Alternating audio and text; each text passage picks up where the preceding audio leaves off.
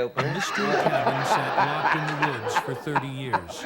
It was constructed as Michael Landon's personal getaway. But after his death, no one was able to see inside. That was a For part of the decades, dramatic plot tomorrow, locals throwing the whispered dynamite on the about it. outhouse? The windows were covered with vines. The door was tightly sealed. The key was eventually discovered. They all were astonished by what they found within. Private documents, confidential correspondence, and an item that exposed his darkest side. He didn't want anyone to discover the mysteries in the cabin. On October 31st, 1936, Michael Landon was born in Forest Hills, Queens. Bobby, want to roll it? Wants the monitors in the studio. Maurice was his part of the true episode name. tomorrow, right? A Jewish-American actor was his father. His mother was a Catholic dancer from Ireland. They had a strained marriage. Where he went to work. At home, religion led to continuous arguments. Here and there. Okay. Evelyn, Eugene's sister, was born 3 years ahead of him. The family relocated to Collingswood, New Jersey in 1941. Eugene was only 4 years lost old. in Minnesota. His early years would be And it painfully has to do with a shaped by that hailstorm small and the village. loss of a crop. Eugene had a genius-level IQ, but he never felt intelligent. School was challenging. He was bullied by classmates. He was not understood by the teachers. The show itself nor is based did the on town truth, assist. and It had these strong people did live, and this anti-Semitic was the first crop sentiments. that the On Wednesdays, he had to stay home while the Christian children attended church. He recalled wiping no crazy blackboards outtakes by this week. himself while They're pondering legit, why and he had this to be is- unique. He carried that sense of rejection with him. However, what transpired at home was far more painful. His mother suffered from serious mental illness. I can't. Has to do with the first time that. Now, these are not the crazy No outtakes child you should brought us. see One. what No, Eugene these saw. are legit. She once committed suicide by walking like that into just the don't run ocean around while loose. on a family beach vacation. A youngster named Eugene ran in after her. His chest was struck by waves. He let out a yell. She refused to stop. To get her to turn around, he Now, I'll struck tell you her what in it the is. It's face. bits and She pieces pretended of it a had show never that's on occurred. tomorrow night. But then Eugene that threw has up. to do with the girl He over was by the tired door. of being afraid. Scenes like these occurred frequently. For days, he referred to it as suicide drama. There was mayhem. He never Film clip felt from, secure. It wasn't Little the House end on of the his Prairie. Does this suffering. need any explanation given what we have soaked here? the bed. Yeah. He wasn't to blame. It had to do with bad at medicine. all. His mother, however, didn't think so. She believed he did it because he was They say the lazy, line right so there. she It's disciplined interesting. him. We got a small Viciously, film clip. outside his window, she hung his damp bedding. The residence was directly in front of the school bus stop. He saw his classmates every morning. He was repeatedly humiliated. So Eugene you can't attempted to fool hold it. around with them. If He you would don't sneak say your back line, the home kid's after gonna grabbing hang the him sheets, dead. running to the laundromat, Somewhere and their washing them kinfolk before will daylight. weep. He And made an attempt to break in even when it was closed. The embarrassment was too much for him. For the To adults. test him, Well, you mean they go home and they memorize them and really got a cold? it would They be have worse it if down. he soaked the bed there. She replied he had been lying all along Them if he two didn't. poor He boys. failed to children prevail. is that, He turned they this know their horror into a lines. movie years later. And The it's very title of the embarrassing book for- was The Loneliest Runner. It was his method of being honest. But despite all of this suffering, he found hope in something. Their Sports. souls Throwing are a blessed. javelin brought him Very serenity. difficult to work He with, was honestly. quick, strong, and laser focused. The only thing that He makes it threw the difficult javelin working with children. 193 feet, 4 inches in high school. In 1954, it was the longest throw ever made by a high school student in the nation. He set a new Wait that she national wouldn't, record do the something next like that. year with a We have throw of you work with children on 211 the show. feet, Are kids 7 inches. actors different? All of a sudden, he was spotted. The publications now featured the same boy who had been made fun all the of. fronts are out of the He oven. was Gone. described by That's a a nice woman coach you as a live with. strong child I mean, that's with wonderful. broad Sweet that she- shoulders that Eugene felt were magical. He felt seen for the first time. He was granted admission to the University of Southern California on a scholarship. He had an odd like belief, was the morning but show. he still dreamed of attending the Olympics. Sipping a tea, He she didn't know believed anything was that, wrong. like Samson in the Bible, his strength derived from his long hair. That was not accepted by his teammates. They gave him a crew cut as a joke. His throws fell 50 feet. Hot tea with he lemon went into and a donut. panic. My wife sat he there, overexerted himself she in looked an at the attempt to ovens, get better. His shoulder ligaments were torn. He was done playing sports. His time in Wife, she college came was down over. that morning In an instant, for his her hopes tea. She fell has to have apart. tea and a donut. Once more, Eugene was lost. To make ends meet, he accepted odd jobs. He unloaded freight, stocked shelves, and sold blankets. He was requested to assist a coworker in practicing when that thing lines for an explodes, acting audition it one really day. goes, right? Eugene But it doesn't upset my outperformed wife. a friend after Well, I reading think the you are. section. He I was think we better seen by a teach you a talent lesson. scout, but there was a catch. The sound of his name was too Jewish. That might harm his Hollywood You turn it on prospects. and it So heats he up did from something daring. 600 or 700 He degrees, looked and you through got a a metal phone thing you book. have to put They up in took front of the Michael window. Lane. Then he caught sight of Landon. It became stuck. Michael Mr. Landon was the new name for Eugene Maurice We had that Oritz. happen at the house 4 once. months Somebody following cleaned the that oven and shift, it's electric, he and you turn up. secured a position on telephone time. His career had begun. However, a peculiar little horror movie in 1957 brought them true recognition. Was a teenage Look, you werewolf big was the klutz, title why do you of the do film. those things? Why don't Michael you? portrayed Because a I don't plow disturbed well either, teenager John. who became a monster.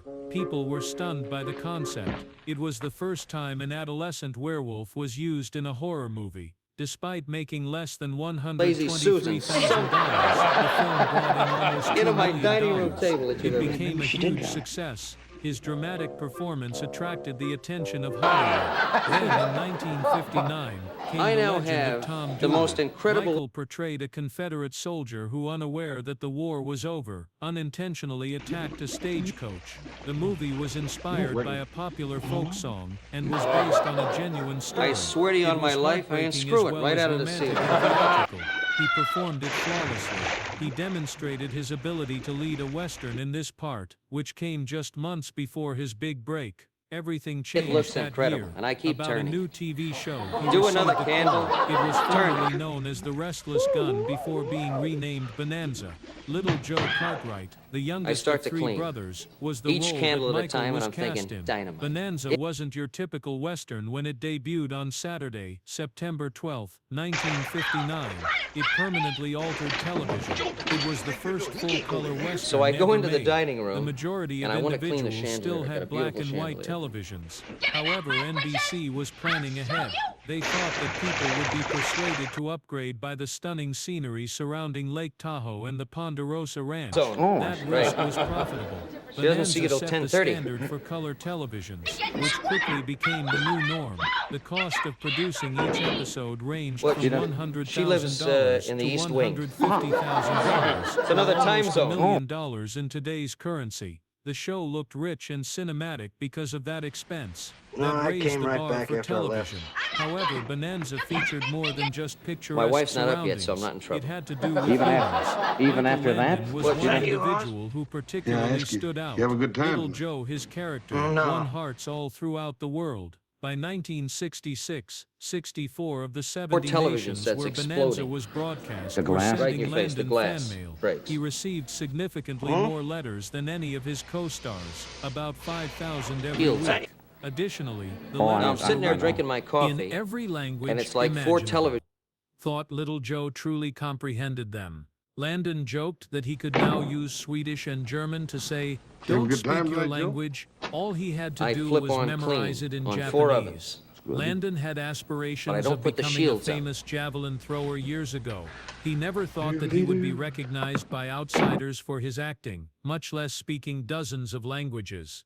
Bonanza quickly took the lead in the ratings. It didn't even make the top 30 in its first year, but by the second season, it had risen to the top We have 20. automatic ovens, It was right? ranked number 2 by Right. the third season, So I boil and the it water. was at Now the I top decide by to do the season important 6, things. 1964, Clean the oven. 65.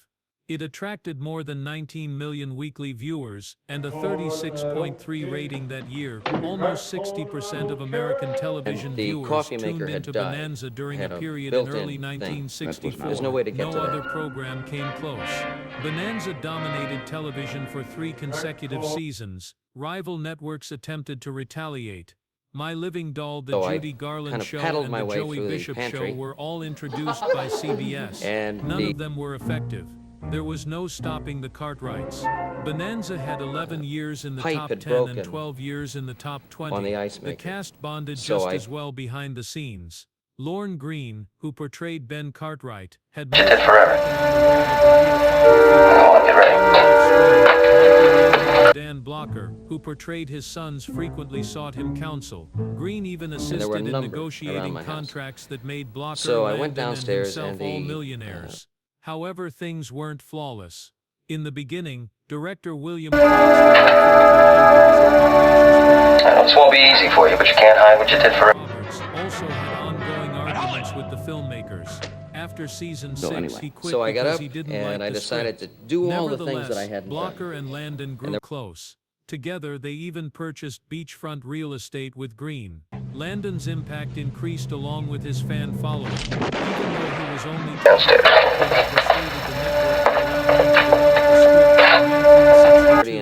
He believed it would be simple. Yeah, He was mistaken. It took 2 exhausting days to write the first script. He was so worn out by it that he was unable. It's about it. Now, you made a mistake. You're gonna own up to it. But after overcoming that, I'll be waiting for you downstairs. he discovered a new interest. Writing is the hardest job in TV, he remarked. Actors and directors may occasionally take shortcuts, but writers cannot. In 1968, Landon added the position of director to his repertoire. Wait a minute, He was performing, falling out of bed here writing, at 6 in and the morning and she's directing at the sleeping. age of just No, I fall out of bed at 4:30. I think you two better get dressed. I don't want you to be late for church. There's no buts about it. To Little House on the Prairie and Highway to Heaven by the same group he trusted on Bonanza. Behind the camera, Landon wasn't simply playing around. He was establishing his own empire of storytelling. He became one of the most influential people on television because of his all-encompassing strategy. You resent the fact that you get up. A lot of guys everything look changed. at Please, Pa. 1972, Dan Blocker, who played Hoss, passed away unexpectedly following gallbladder surgery. He was only 43. Everyone was deeply affected by his passing. Green and Landon were particularly distraught.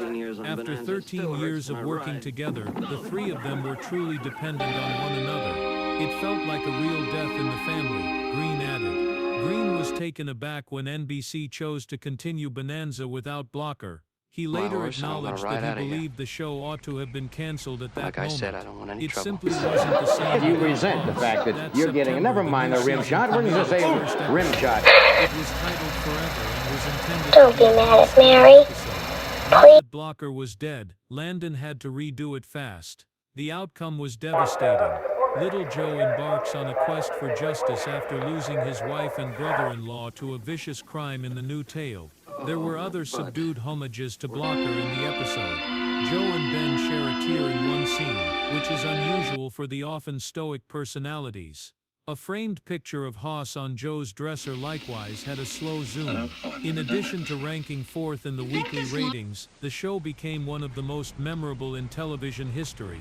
I want to get on my own. You have to get up. No, Mo, she only bites my throat. Yeah, of course. No, I didn't mean that. I mean, you. Powerful episode. NBC had committed a deadly error. Bonanza was shifted from Sunday evenings to Tuesdays. Please, Pa. We didn't mean to do it. The ratings quickly fell from number 4 to number 39, and then to number 52 after an eternity. The demise of the show was confirmed by NBC on November 6, 1972. Green was enraged. On a Monday he received the news and was instructed to leave by Wednesday. He said, "You don't do that to anybody." A week's notice is even given to street sweepers. NBC attempted to 12 overturn years. the ruling a few days later, but it was too late. Does that They cause had problems? already demolished the sets. The episode's last broadcast took place on January 16, 1973. We just wanted to get Reverend Alden the best Bible that we Came could. to an end after 431 Raver, can you come here a second? episodes and 14 seasons. It wasn't even a finale in the last episode. The finale felt hurried and frigid for a show that used to dominate television, yet Bonanza and Michael Landon's legacy went on. Not only would Bonanza be known for its characters, color, and popularity, but also for the way it influenced television in general. Landon would go on to develop and star in 2 more popular series. Cop shows, chase scenes, and boisterous sitcoms dominated American television in 1974. Michael Landon, my wife however, sleeps rather desired late. something more subdued and profound. Thought she was a He vampire. Judge of the money. busy after his And I wrote the letter. Rather, he daringly ventured into unknown how you felt waters. during the race, NBC what got you wasn't interested in running, convinced. things like that. Although Just Landon had power, a show about a pioneer family in the 1800s didn't exactly scream ratings gold. He utilized his newly inked exclusive contract with NBC to force Little House on the Prairie into production. His own house provided the last cry. Their wife enjoyed the novels and their daughter was reading them. His pitch was that personal connection. At last, NBC consented to a 2-hour pilot. In So March I decided this weekend to 1974, pick it was up on all the stuff I broadcast. hadn't done. The My series fault, had a Pa. weekly schedule I saw it first. The star wasn't When I was in charge of the... He was in charge of everything. From 1974 to 1983, he produced all 204 episodes. He penned numerous ones. He directed numerous others. He didn't often do second takes because he moved fast. He just muttered print when things worked and went on. He took over the show. His vision, his tone, his manner. He continued the plot with 3 follow-up TV films after the show concluded. By that time, Landon had become more than simply a famous person. He was one of the most influential people in television, and he wasn't working alone. Landon had a strong sense of team loyalty. He took his people with him when he departed Bonanza. David Rose, director William Claxton, and Kent McRae. They trailed him to Highway to Heaven and then Little House. For each of the 204 episodes, yeah, and I got a lot of cutting the music. other stuff. This is Cindy's girlfriend.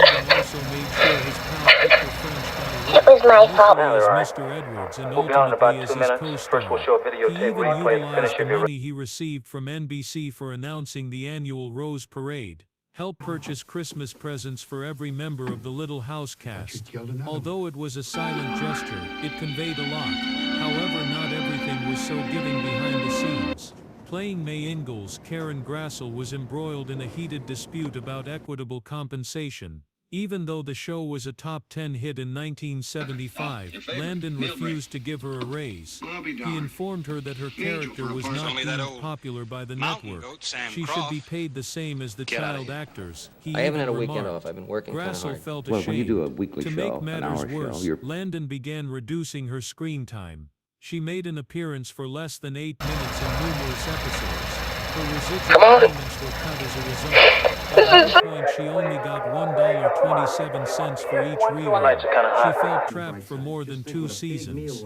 She was locked in by her contract, and leaving would be career suicide. Money wasn't the only factor. Landon's actions became unpleasant. During rehearsals, he made obscene sexual comments, according to Grassel.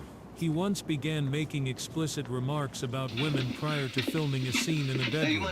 She stopped. Later she said, "Just frozen." On the set, other actresses also detested it.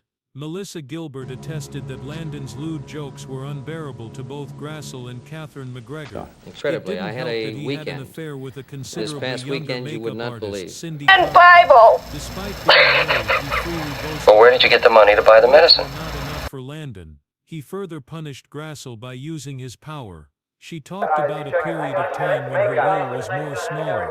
She simply poured a cup of coffee and walked out in one episode. Occasionally the camera would focus on props rather than her face.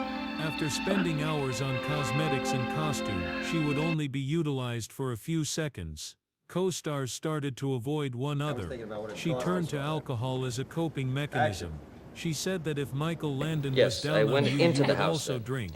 Deep within him was part of this evil. Landon's past was filled with trauma.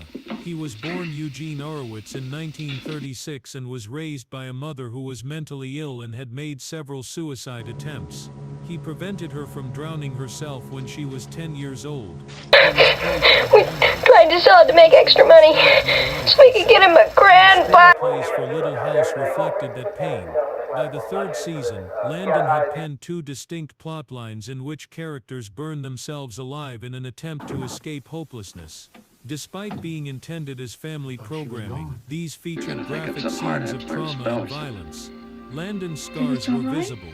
He displayed them on the screen and used his fists to convey them. He made fistfights a defining feature of his programs. Critics took note. Stuntmen did the same. It wasn't about hurting people, one stated. All he had to do was get it out. Charles Ingalls would frequently smack someone in trouble to save 8 him in inches, his I'm scripts. going to His 16, own I don't early care. years when he had to knock his So you mother gave that down up to immediately? save her Yep. were reflected in it. The physical release turned into a recurring motif. Take a punch to the What medicine? Medicine we bought in the catalog. No double stunt. It was treatment, not only acting. Landon persevered in his task in spite of everything. He stayed late, revised drafts and pushed each scene until it seemed right. He was said to as a perfectionist by the cast and crew. He was deemed excessively strict by some. Others were impressed by the outcome. According to his daughter, the burden had a negative impact on his health, but his perseverance paid off. Racism, poverty, illness and abuse were all addressed in the play. In the 1970s, family TV rarely covered these subjects. However, Landon was the most contradictory of all. 400 feet of drain pipe. Set at 8 inches. We were going to surprise him. Nobody wanted the medicine. On set in a Ferrari, wore gold chains, smoked Marlboros, and made inappropriate comments. At one point, Allison Arngren compared it like seeing a magician. He was the crazy one for a moment.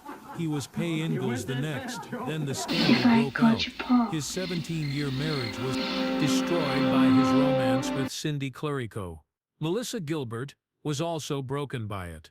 He had been a father figure to her. Everything felt like a lie now. Television and celebrity weren't the only aspects of Michael Landon's life.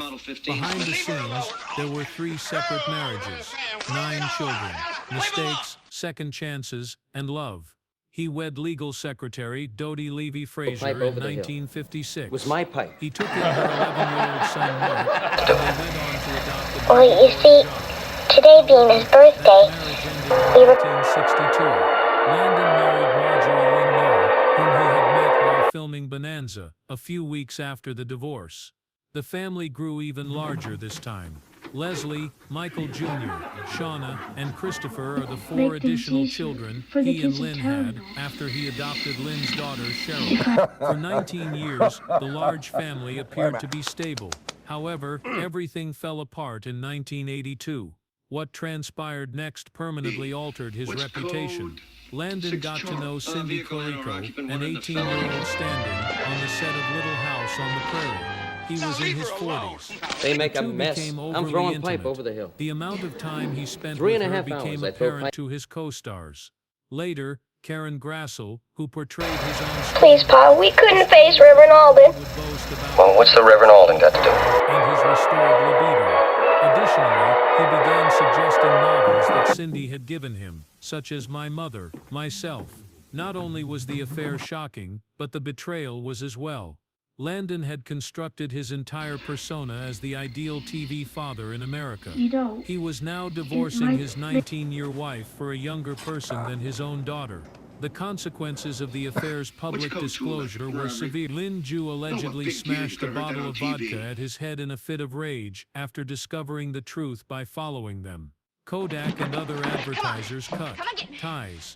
The media exploded. Landon No made wonder an these effort to construction clarify people, they don't himself care. in They throw interviews. pipe here, they It throw wasn't pipe about there. lust. He insisted. Come on, you certainly can't talk, so tell me. Had serious issues.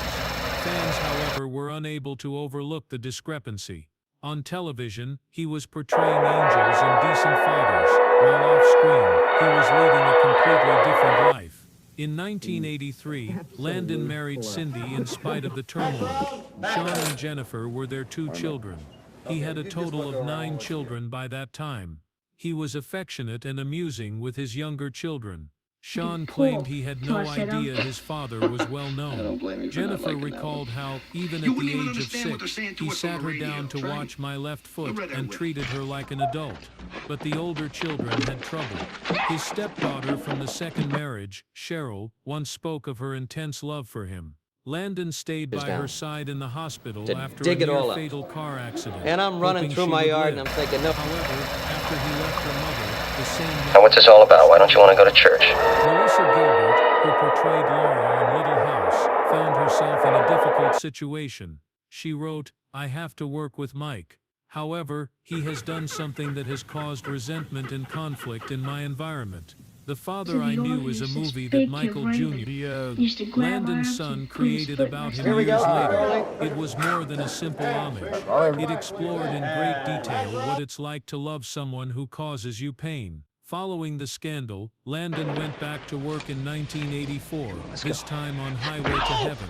He portrayed Jonathan Smith, an angel sent to assist humanity. He had the idea while trapped in traffic in Beverly Hills. As he observed others honking, he reasoned that if they would simply act civil, things would go more smoothly.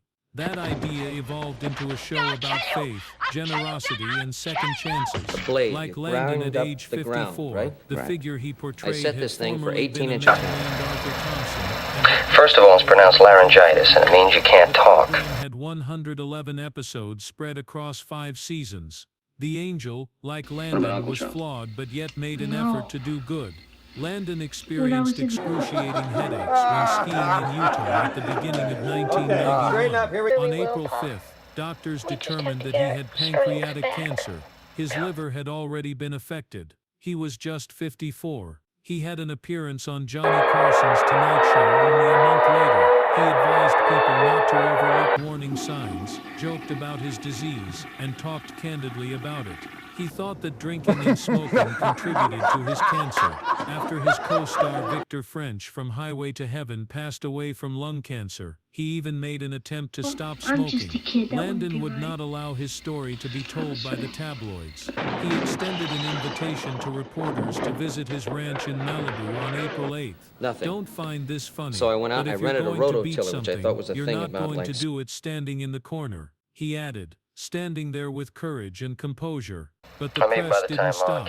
He and Cindy were allegedly trying for a second kid while he was receiving treatment, according to one fabricated headline. Despite being protected from the majority of it, his children, particularly young Sean and Jennifer, felt the storm. It was more than just a house in Malibu. It served as a symbol. For many years it served as a gathering place for actors, friends and family to enjoy music, cookouts, and lengthy conversations. That house evolved into something more profound as his illness worsened, a last meeting spot. All 9 of his children returned home the weekend before he passed away.